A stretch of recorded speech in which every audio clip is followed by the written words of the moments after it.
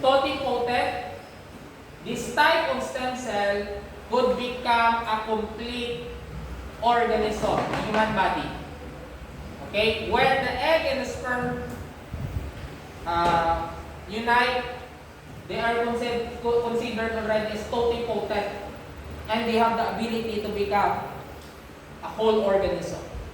Second, pluripotent, almost all tissues, and this is the type of the stem cell that is being harvested and then used in the stem cell therapy, because it can be any type of tissues in the body.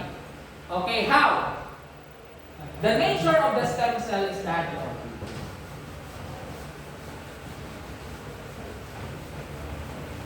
the nature of the stem cell, for example, let's place it in an injection, no? Okay, inject kami, no? Stem cell. This is stem cell, undifferentiated.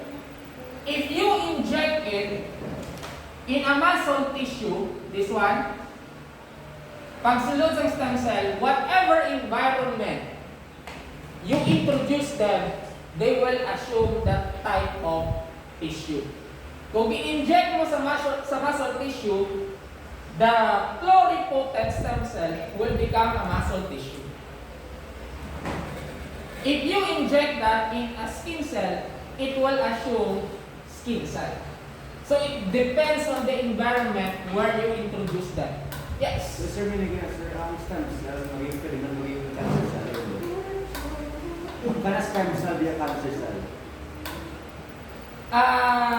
Cancer cell are cells that has an abnormal rate of mitosis and uncontrolled cell division. Area wala pa. Okay?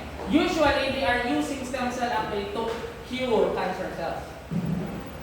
Okay? Now, multipotent, many cell types. Okay, so it depends also on the type of the environment where you introduce them.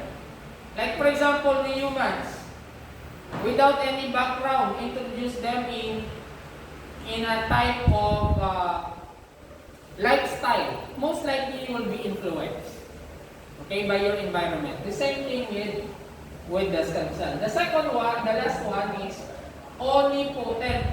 Nga 5 mo lang, 4 din lang. Okay, omnipotent or single cell type. Okay? So, another example, the oocyte is the totipotent stem cells. Okay, it can become a human fetus or an organism. Pluripotent embryonic stem cells, usually this is the one that we use for therapy. And then we have multipotent stem cells. It can become different types of cells. Okay, this one. Yan. So you can see it as a lung cells, pancreas, heart, red blood cells, skin, and neuron. Okay? Induced pluripotent stem cells, okay, transcription factor, we can actually reverse multipotent to become a stem cells again. That's how they harvest it. So, in a laboratory settings, they can actually reverse the process. Okay? Nga kung ang differentiated, they can actually convert that to become stem cell again in a reverse process in the laboratory. So, in other words, when nauso na sa subo nga ang stem cell ginagamit as a beauty regimen. Now, and they are performing it inside the hotel, home service. So without you knowing, nga delikado gali. Kaya man, there is a possibility that pag-inject mo, for example, sa face mo, and you were not able to extract that kind of stem cell intended for that purpose, basi magtubo ang buhok, magtubo ang ngipon, okay? Because stem cell contains all the genes for particular type of cell, and if it's not conducted well by an expert, it could be very dangerous. Imagine nagpakabok-habok to, tubo yung ngipon. Do you get my point? So, never ever resort to that kind of vanity. Okay, vanity. So how are stem cells modified? Usually, it depends on the environment that you are into. Like for example, just like reading a book, it would influence your philosophy in life by the type of book that you are reading. The same thing with the stem cell. If you inject that into a muscle cell, it will become a muscle cell because the environment where you introduce them plays an important role on what type of gene will be switched on. Okay. Okay, so this is what I mean. Gene 1, gene 2, gene 3. So if gene 2, for example, is a bone cell, and it is switched on, that type of stem cell will become a bone cell. The rest of it will be switched on. Okay? Actually, your cancer cells, we have all the cancer cells in the body. We have this. All of us have cancer cells. We have cancer genes. Sino ganun yung nag-work as oncogenes? Oncogenes yata, o oncogenes. This one is a type of gene, okay, for cancer. We have that in our genetic makeup. And this one is actually being repressed. Kumbaga, may curse seal. Okay? That will not allow this gene to be switched off, switched on. But the moment that your lifestyle is not healthy, smoking, drinking, you are introducing a gene, a substance known as a carcinogenic in your body. The seal that stops the oncogenes to be expressed will eventually come out. Kaya wala na siya nagapugong. And eventually, cancer cell will flourish. Yes. Ano tamo sa lawas? Kasi yung 0% ng cancer cells sa lawas. Wala pa.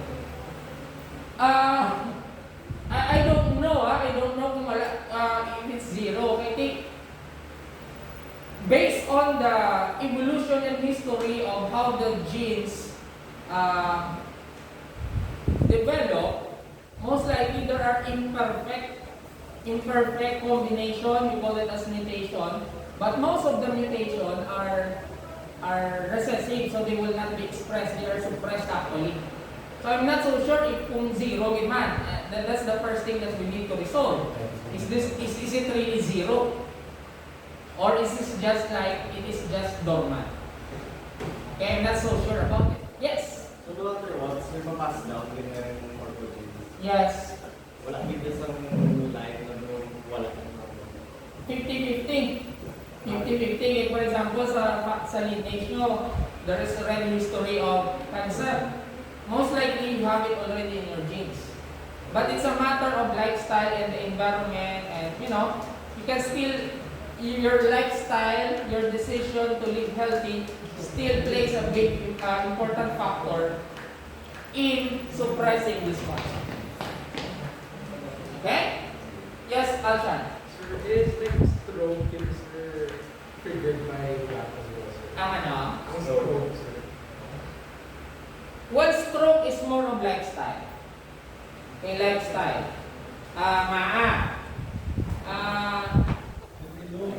You introduce something in your body, like for example, cholesterol-rich food.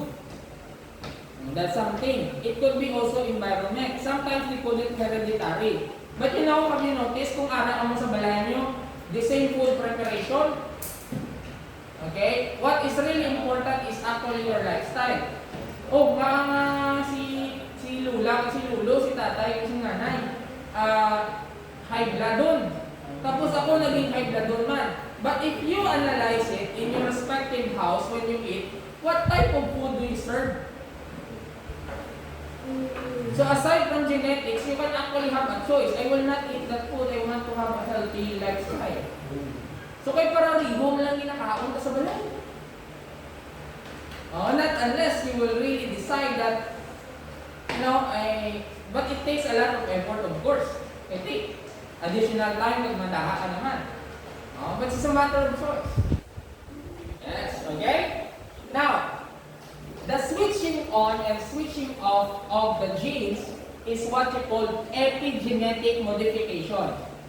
What is the meaning of epigenetic modification? From the word epidermis, outside, above the genetic makeup. So in other words, the switching on and the switching off is happening above your DNA, on the surface of your DNA. And how do they switch on? Okay, the process is what you call DNA methylation. Okay, they will add methane on the surface of the genetic of your genetic composition or your DNA. Okay, so genes are switched off when